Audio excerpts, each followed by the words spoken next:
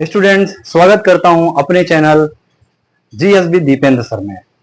आज आपके समक्ष प्रस्तुत हुआ हूं हड़प्पा सभ्यता का पार्ट 2 लेकर, और यकीन मानिए आपको बहुत ही महत्वपूर्ण जानकारी मिलने वाली है।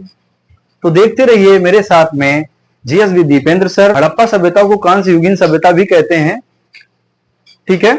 तो आइए शुरू करते हैं वीडियो। मोहनजोदड़ो, इसका अर्थ है मृतकों का टीला। यहां से एक सभागार, कांसे की नर्तकी की मूर्ति मिली है, महाविद्यालय भवन, सीपी की बनी पटरी यानी स्केल, सेल खड़ी से बना पुरोहित का धड़, जालीदार अलंकरण युक्त मिट्टी का बर्तन, गले हुए तांबे का ढेर, घोड़े का दांत तथा सेल कड़ी का बना बाड़ प्राप्त हुआ है। स्टूडेंट्स, ये जितनी बातें आपको मैं बता रहा हूं, इनको पॉइंट वाइज नोट करते जाइए कि मोहनजोदड़ो में किस तरीके के अभिलेख या किस तरीके के अवशेष प्राप्त हुए हैं, आपको समझ में भी आएगा। तो जालीदार अलंकरण युक्त मिट्टी का बर्तन, गले हुए तांबे का ढेर, घोड़े का दांत तथा सेल खड़ी का बना बांट प्राप्त हुआ है। यहां से एक सिलबट्टा तथा मिट्टी का तराजू भी मिला है। यहां से प्राप्त एक मुद्रा पर एक आकृति बनी हुई है, जिसमें आधा भाग मानव का तथा आधा भाग एक जानवर का है, जिसको बाघ कहते हैं यानी टाइगर। यहां से आंशिक का मतलब होता है पार्शियल, यानी कि बहुत ही कम। आंशिक एक अंश के छोटा सा पार्ट ऐसे बोल सकते हैं। समाधान प्राप्त हुए तथा पूर्ण समाधिकरण के साक्ष्य मिले हैं। पुरोहित आवास, वृहित स्नानागार, वृहित मतलब होता है बड़ा, स्नानागार के उत्तर पूर्व में स्थित था। मोहनजोदड़ो के पश्चिमी भाग में स्थित दुर्ग टीले को स्तूप टीला भी कहा जाता है। तो पश्चिमी दिशा में कौन सा टीला मिलता था? पश्चिमी दिशा में हमारा नगर दुर्ग मिलता था, ठीक है। कालीबंगा, इसका अर्थ काले रंग की चूड़ी है। यह लकड़ी के पाइप तथा अनेक घरों में अपने अपने कुएं का साक्ष्य प्राप्त हुआ है। यहाँ का नगर दुर्ग समांतर चतुर्भुजाकार था। चतुर्भुजाकार मतलब क्वाड्रिलेटरल। कैसा? क्वाड्रिलेटरल, यानी कि चार भुजाओं वाला। 1 2 3 4 चतुर्भुजाकार था। कालीबंगा का एक फर्श पर पूरी हड़प्पा सभ्यता का साक्ष्य मिला है। एकमात्र उदाहरण भी है जहां अलंकृत मतलब सजी सजाई ईंटों का प्रयोग किया गया है। शल्य चिकित्सा यानी सर्जरी, शल्य चिकित्सा मतलब सर्जरी के साक्ष्य भी प्राप्त होते हैं। यहाँ पर बच्चे की एक खोपड़ी मिली है, जिसमें 6 छेद हैं। कितने छेद हैं? 6 छेद हैं। इससे जल कपाली या मस्तिष्क शोथ की बीमारी का पता चलता है। यहां से प्राप्त एक कंकाल के बाएं घुटने पर किसी धारदार कुल्हाड़ी से काटने का निशान मिला है। सुरकोटदा, यहां से घोड़े की अस्थियां तथा विशेष प्रकार की कब्र प्राप्त हुई है।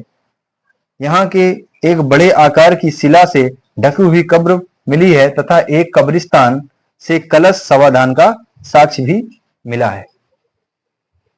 तो मोहनजोदड़ो का मतलब ही यही है कि कहा गया कि मृतकों का टीला, यानी पर जहां पर समाधि के कई सारे साक्ष्य मिलते हैं। यहाँ पर आंशिक रूप से समाधान की प्राप्ति हुई है। यहाँ पर एक बच्चे की खोपड़ी मिली हुई है, जिसमें उसके कपाल पर 6 निशान हैं, 6 छेद बने हुए हैं, जिसको माना जाता है कि मस्तिष्क शोथ की बीमारी है। यहाँ पर सेल खड़ी के कुछ बांट प्राप्त हुए हैं, तराजू भी प्राप्त हुए हैं। तो इससे हमें पता चलता है कि वहां पर लोगों की आवागमन तो थी, और वो पश्चिमी दिशाओं में अगर हम बात करें तो वहां पर नगर दुर्ग भी पाया गया है, जबकि वृहित पैमाने पर स्नानागार मिला है। तो मैंने पिछले वीडियो में पूछा भी था कि बताइए सबसे बड़ा स्नानागार कहां पाया गया है, तो वो मोहनजोदड़ो से प्राप्त होता है। सुरकोटदा के बारे में बात करें तो यहां पर समाधानों की प्राप्ति हुई है, और कुछ आंशिक रूप से कब्रें भी मिली हैं जो बड़े पत्थर से ढकी हुई है।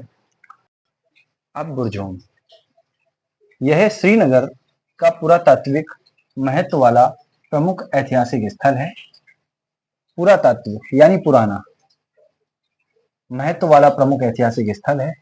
यहाँ की खुदाई से 3000 ईसा पूर्व से 1000 ईसा पूर्व के मध्य के अवशेष प्राप्त हुए हैं। यहाँ से एक समाधान की प्राप्ति हुई है जिसमें मालिक के साथ एक कुत्ते को दफनाने की प्रथा का पता चलता है। यहाँ से हड्डी के औजार, पत्थर के चाकू, बर्तन, पशु कंकाल और उपकरण की प्राप्ति हुई है। बुर्ज-होम वास्तव में गर्त निवास के स्थल के रूप में भी जाने जाते हैं। गर्त निवास का मतलब, गर्त मीन गड्ढा और निवास का मतलब है घर, यानी गड्ढे में बना हुआ जो घर होते थे उनको बुर्ज-होम में प्राप्त हुए हैं। जब खुदाई हुई है बुर्ज-होम की तो वहां से ये सब चीजें निकली हैं। जैसे कि आप जानते हैं कि कुत्ते का शव मालिक के साथ में मिला है, तो इस तरीके से हम बुर्ज-होम को पहचानते हैं। बुर्ज-होम के लिए कई प्रकार से क्वेश्चन आ चुका है और बुर्ज-होम को अगर जानते हैं तो सबसे ज्यादा अगर किसी चीज के बारे में जानते हैं तो गर्त निवास स्थल भी बोला जाता है। ठीक है। हड़प्पा सभ्यता की विशेषताएं। हड़प्पा सभ्यता की अनेक ऐसी विशेषताएं हैं जो इसे समकालीन सभ्यताओं में अद्वितीय यानी यूनिक स्थान दिलाती हैं। इन विशेषताओं में नगर नियोजन, उन्नत जल निकास प्रणाली, कला एवं संस्कृति, शिल्प, आर्थिक एवं सामाजिक जीवन एवं प्रकृति संरक्षण आदि वर्तमान में भी प्रासंगिक है, यानी इनकी बातें चलती रहती हैं। अब इसकी आर्थिक स्थिति। सैंधवकालीन अर्थव्यवस्था सिंचित कृषि, अधिशेष पशुपालन, विभिन्न दस्तकारियों में दक्षता और समृद्ध आंतरिक एवं विदेशी व्यापार पर आधारित थी। यानी कि उस समय विदेशी व्यापार भी शुरू हो गया था और बहुत ही पैमाने पर यह चल रहा था। आर्थिक स्थिति के बारे में अगर समझे तो उस समय मुक्त व्यापार व्यवस्था भी थी और मुक्त व्यापार व्यवस्था में हम ये समझ सकते हैं कि कोई भी चीज जितने रुपए की है बदले में उतने ही रुपए की कोई चीज आपस में एक्सचेंज कर लेना, बदल लेना, क्योंकि उस समय कोई पैसे या क्वाइन तो होते नहीं थे कि जिसको एक प्राइस दे दिया गया उस प्राइस पर उसको चीज दे दी गई। बस केवल एक मानक थे, मेजरमेंट थे, उनके अकॉर्डिंगली चीजों को उनके मुताबिक वो लोग आदान प्रदान कर लिया करते थे, जिसको मुक्त व्यापार भी कहते हैं। स्टूडेंट्स, आज भी मुक्त व्यापार समझौता हो रहे हैं, जैसे कि रूस के साथ में भारत ने किया है, जैसे कि अमेरिका के साथ में भारत ने कई सारे ऐसे व्यापारों पर अपना एक परिप्रेक्ष्य रखा है और उसको सहमति रूस और अमेरिका जैसे देशों ने भी निभाई है और बनाई है। आइए आगे चलते हैं। कृषि। सिंधु सभ्यता के लोग 9 अनाज उगाया करते थे, जिसमें महत्वपूर्ण सबसे पहले गेहूं और जौ के बारे में बात आती है।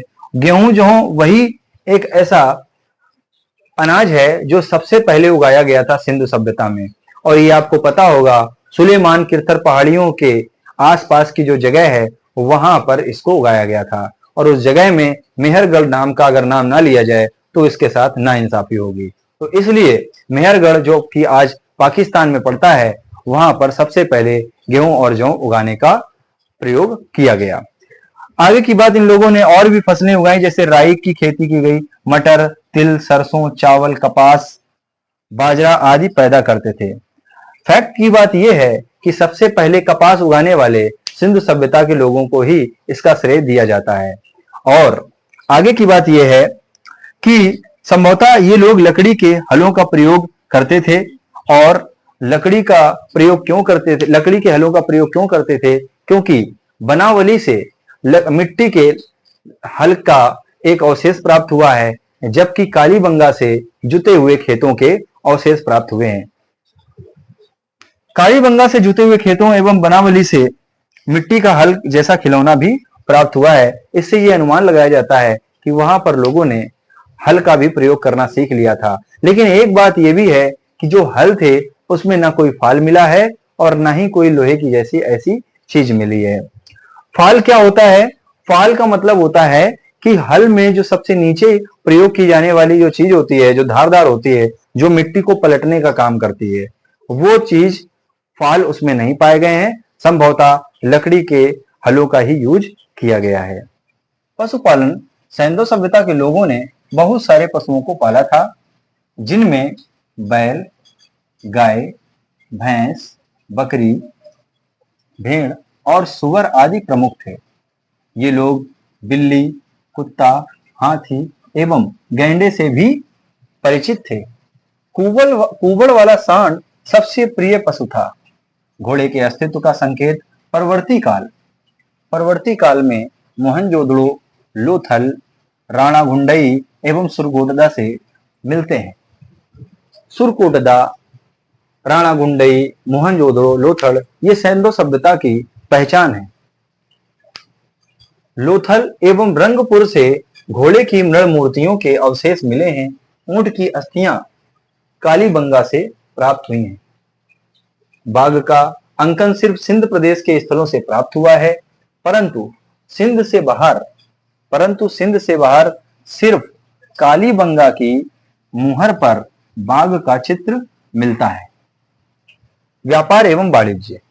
सिंधु सभ्यता में व्यापार एवं वाणिज्य की दृष्टि से देखें तो उस समय का जो व्यापार और वाणिज्य था वो उन्नत अवस्था में था। इसकी पुष्टि हड़प्पा, मोहनजोदड़ो और लोथल में बड़े बड़े अनाज के कोठारों से ही नहीं, बल्कि बड़े भूभाग में ढेर सारी मिट्टी के मुहरों यानी सील, इंग्लिश में सील बोलते हैं, सील एक रूप लिपि और मानकीकृत माप तौलों के अस्तित्व से भी होती है। आंतरिक व्यापार यानी जो भारत में होने वाला व्यापार था।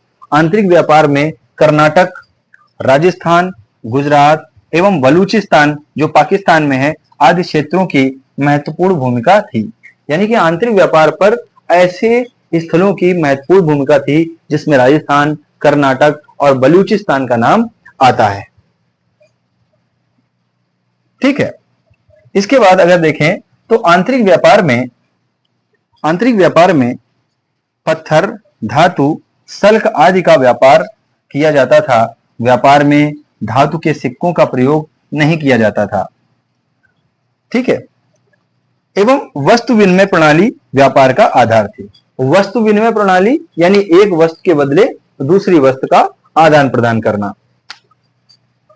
बाह्य व्यापार में यानी विदेशी व्यापार। बाह्य व्यापार में मेसोपोटामिया, अफगानिस्तान, फारस की खाड़ी एवं मध्य एशिया आदि क्षेत्रों में था। मेसोपोटामियाई अभिलेखों से हमें मेलुआ यानी सिंधु के क्षेत्रों के साथ साथ व्यापारिक संबंधों की भी चर्चा मिलती है। व्यापारिक संबंधों यानी कि व्यापार और वाणिज्य की दृष्टि से देखें तो पुरालेखों यानी कि जो पुरातात्विक अभिलेख थे तो उसमें से दो मध्यवर्ती व्यापार केंद्रों की दिलमगन, बहरीन द्वीप और मरकन, ओमान की चर्चा मिलती है जो मेसोपोटामिया और मेलुआ के बीच में पाई जाती है। सिंधु सभ्यता की दृष्टि में अगर हम व्यापार और वाणिज्य की दृष्टि को से अगर देखें तो व्यापार और वाणिज्य बहुत ही उन्नत अवस्था में चल रहा था। अगर हम कृषि के संबंधों के बारे में बात करें तो कृषि भी बहुत उन्नत तरीके से चल रही थी, क्योंकि किसी भी देश का जो व्यापार और वाणिज्य है वो उसकी कृषि पे डिपेंड करता है। तो उस समय की कृषि भी बहुत अच्छी चल रही थी। तो व्यापारिक दृष्टि से हो या कृषि के क्षेत्र में हो, सैंधव सभ्यता के लोगों ने झंडे गाड़ दिए थे।